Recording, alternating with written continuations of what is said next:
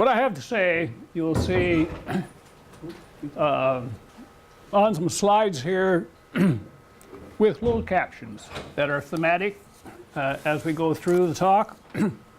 What I'm talking about is something about what is not a Jewish name. This paper has something useful, I hope, to say about the name Shylock, but also a little something about how language has meaning.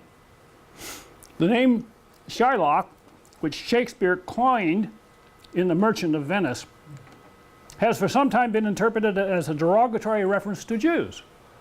For example, last September, the Vice President Joe Biden criticized moneylenders who specialize in high-interest loans to sailors overseas, saying, "These Shylocks took advantage of these women and men while overseas." Right away, he drew an immediate rebuke from the director of the Anti-Defamation League, and he quickly apologized, like any politician, you know. I mean, and there are hundreds of these incidences. Such incidents show that the word Shylock, taken from the Jewish character in Shakespeare's play, has a derogatory meaning because of the way the character is usually interpreted or portrayed on stage. However, I'd like to draw a distinction between the reference this word makes for us, the typical modern audience, and the reference this word most likely made for Shakespeare's audience. That is to say, for us, the word Shylock refers to Shakespeare's character, a Jew who is usually portrayed negatively, more negatively, I believe, than he should be. An important point of this paper is that the word Shylock has no previous literary or textual antecedents, at least in Shakespeare's time. Dozens of scholars have tried to point out Jewish or biblical roots of the name. Such suggestions, I believe, are obscure, so obscure that none would have had meaning that an Elizabethan audience could understand. Shakespeare was not a scholar. He was relatively uneducated. Therefore, the name by itself, as Shakespeare used it, did not identify the character as Jewish because of a pre-existing textual reference. However, the name likely referred to something that the audience would readily recognize and would carry a symbolic meaning to the character. That is to say, the meaning of the name needs to be seen in terms of artistic themes central to the play, and in terms of how a name can be interpreted symbolically. Of course, names are not usually interpreted symbolically.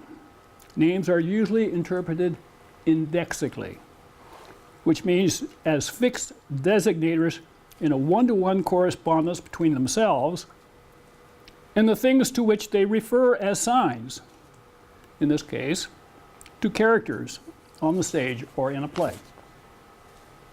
However, names may also evoke previous associations with other words or references that pre-exist in the minds of interpreters. That is to say, symbolic interpretation can occur when a name, as a sign, evokes two or more indexical references in the mind of the interpreter. The immediate reference and some external reference. Symbolic meaning arises by analogy insofar as some attributes of the external reference is carried over to our understanding of the immediate reference. The symbolic meaning of a name. Have we moved along here? Oh, okay. You have to somehow. Okay. Okay. One more. The symbolic meaning of a name in literature depends on the thematic interpretation of that literature. That is to say, the symbolic importance of a name depends on its relevance to a theme, because a name will have the most symbolic meaning when it has reference to other references. A literary theme may be described as a cluster of symbolically related references. Now, The Merchant of Venice is a comedy. It's really important. But it's also a very serious exploration of love. As a dramatic subject, love was traditionally considered, well, a surge of teenage emotions. You remember that. And therefore, the subject of comedy. As we can see, especially in the drama of ancient Greece, the Hellenistic period especially. However, by the time of Shakespeare, love had also become the central focus of serious philosophical discussions. In 1462, Cosimo de' Medici established a Platonic Academy in Florence by providing permanent funding for Marsilio Ficino to translate the works of the Platonic philosophers. And soon, dozens of Platonic academies dotted Western Europe. The philosophical movement known as Neoplatonism flourished and focused especially on Plato's Symposium, a discussion of love, its different forms, and especially their hierarchy. Supposedly, erotic love is just a starting point, and also the lowest form of love. Plato tentatively allows that romantic love might be a little bit higher than mere eroticism, but true love only begins with brotherly love, most often expressed as male friendship, followed by philosophy and other forms of love that are progressively abstract and intellectual. You know, pointy-headed stuff.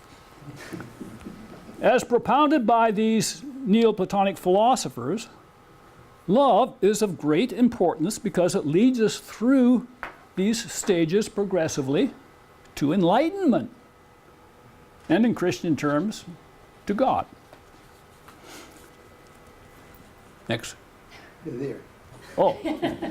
However, traditional theologians, Christian as well as Jewish, had a different approach, emphasizing God as the source of love that often compensates for human weaknesses, including our failings to live in accordance with the traditions, laws, and social order designed by God. This traditional approach to love emphasizes God's love for His creation and His grace in the revelation of those rules most beneficial to those who seek Him.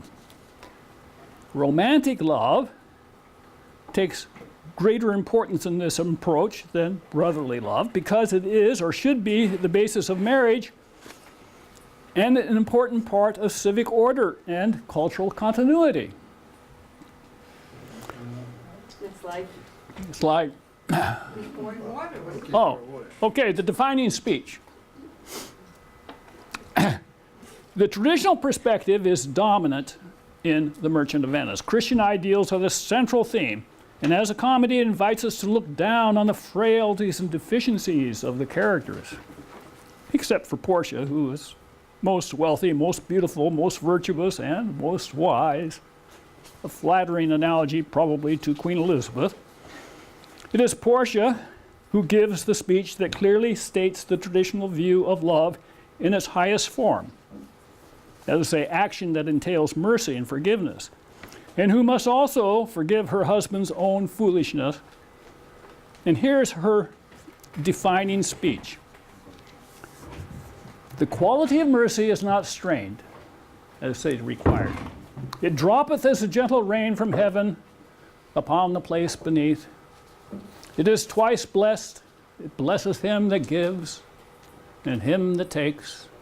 'Tis mightiest in the mightiest. It becomes the throned monarch better than his crown. The central dramatic problem of this play revolves around the antipathies of Antonio and Shylock, and in the deficiencies of each character in terms of love in its highest form. Antonio is the exemplar of brotherly love and offers his extremest means to help his friend, Bassanio, to court Portia in proper fashion, Antonio pledges a pound of flesh to Shylock to borrow money that he cannot repay, at least not on time. In trying to help Bassanio, Antonio epitomizes the theme of brotherly love, and his name has external reference to one of the most widely read Christian biographies in medieval and Renaissance times, St. Athanasius' The Life of St. Antony. Athanasius praises Antony as a friend and a counselor to fellow Christians. And wherever Antony went, people welcomed him as a son, others as a brother. This biography contributed to the widespread use of the name Antonio and to the popular association of the name with the idea of brotherhood. It is worth noting that Shakespeare uses the name Antonio more frequently than any other name for different characters in his plays, and all these characters function as friends or brothers or as advocates of friendship.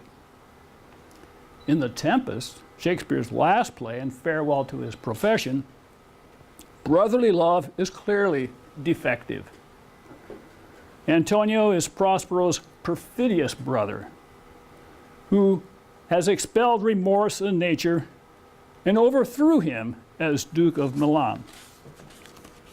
In Merchant of Venice, Antonio is not perfidious, but is clearly deficient in terms of Christian love. That is to say, Antonio is referred to as the Christian, but he represents Christian behavior that is clearly hypocritical and falls short of the ideal invoked by Portia.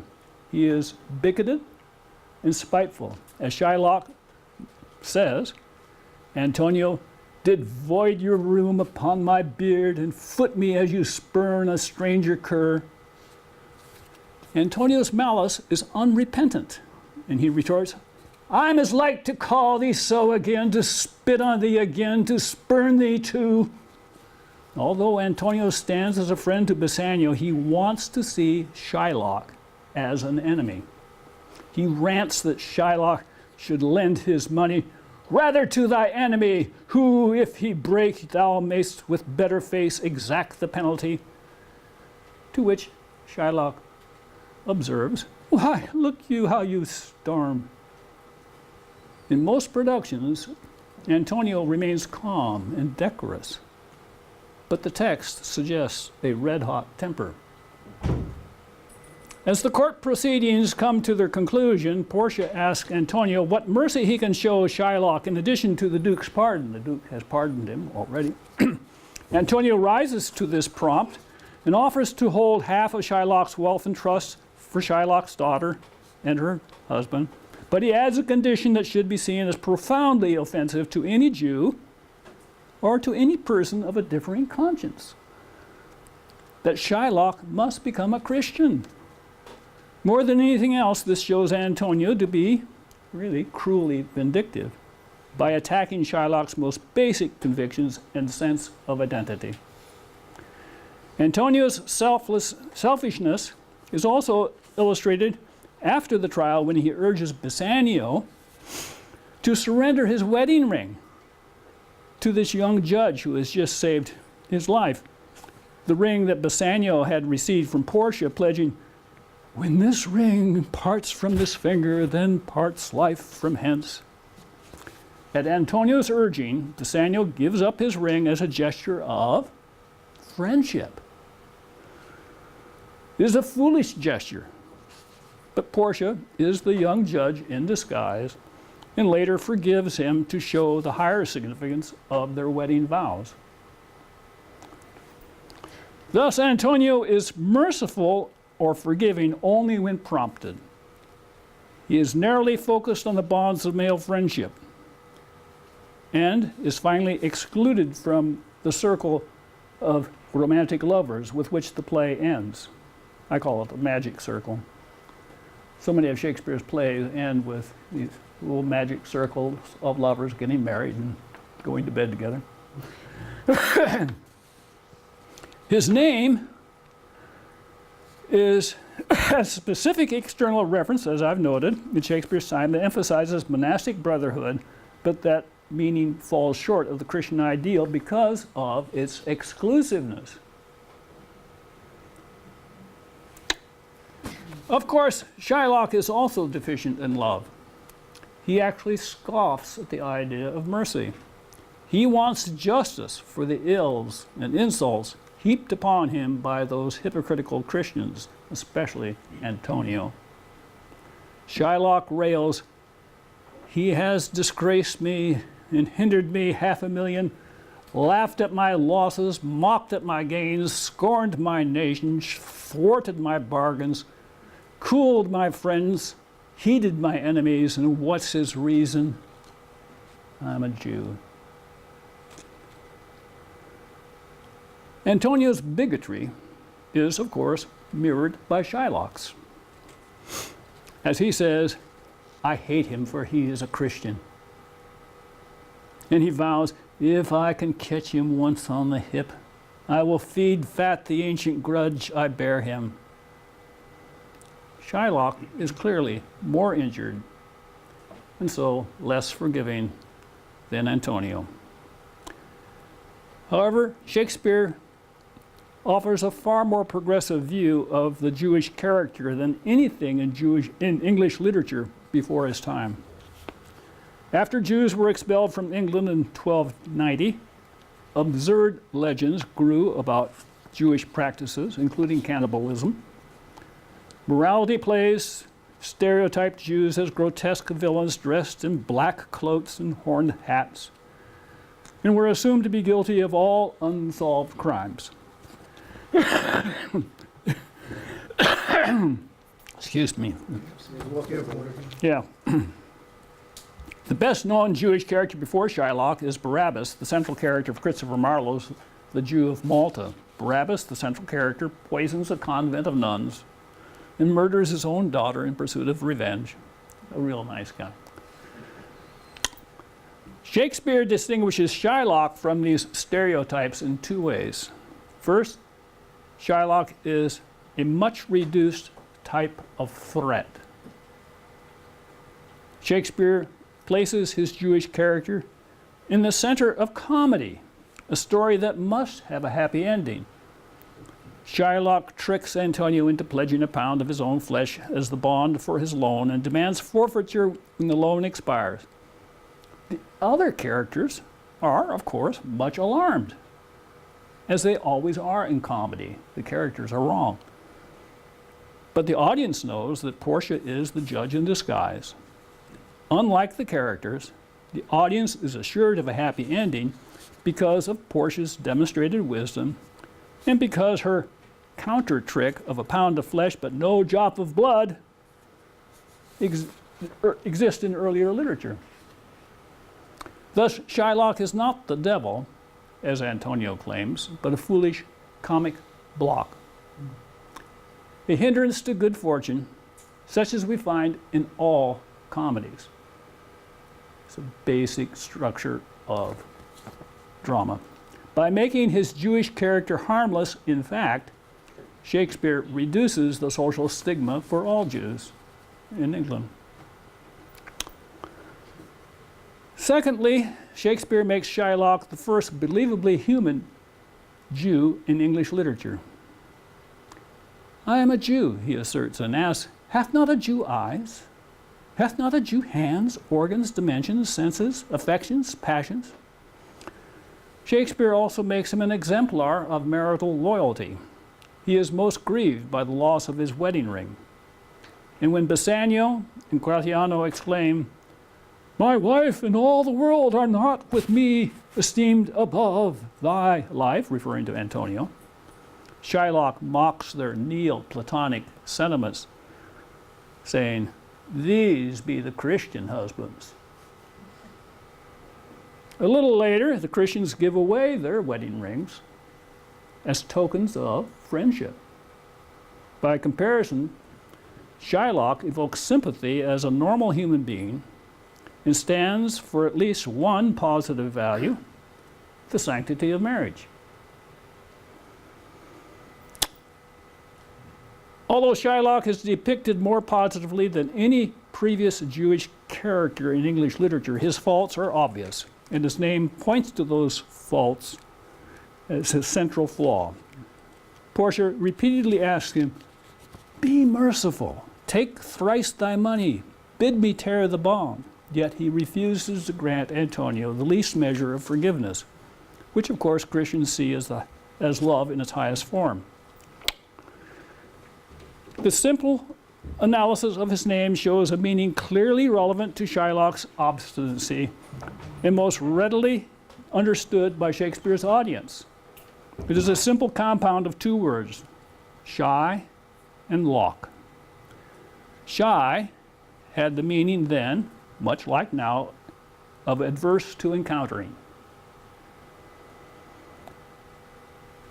And that part of the name functions in a literal sense as an adjectival modifier. The word lock is the external reference of the name and refers to a very popular hairstyle of the time. As described by Barfield and Fuller, men went to great extremes to change their hairstyles when fads came and went. Cost was not an obstacle for the wealthy people of the time, and men would spend whole days sitting in the barber shop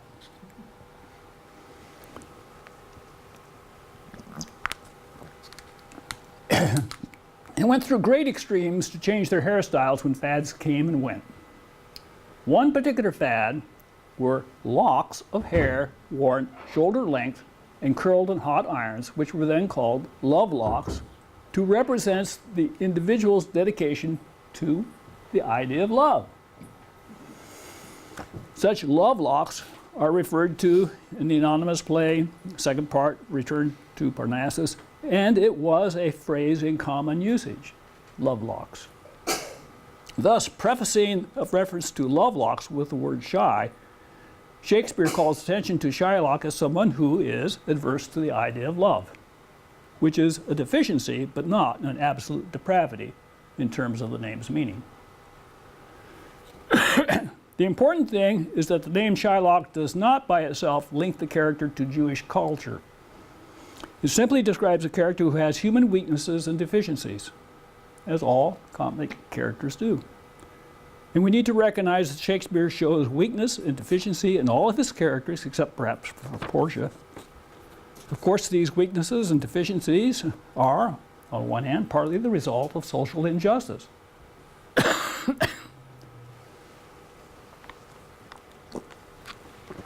And on the other hand, an illustration of the human condition.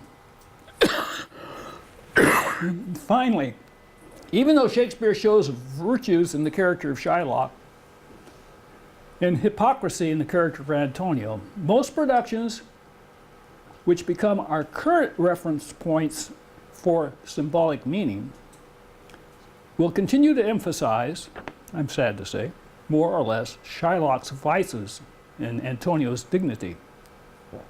There is, sadly, a little bit of bigotry in all societies, and in all of us, except in this room, of course.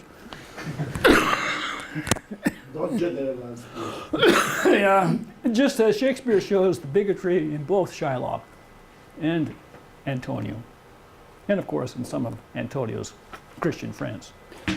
Thank you. Beautiful presentation.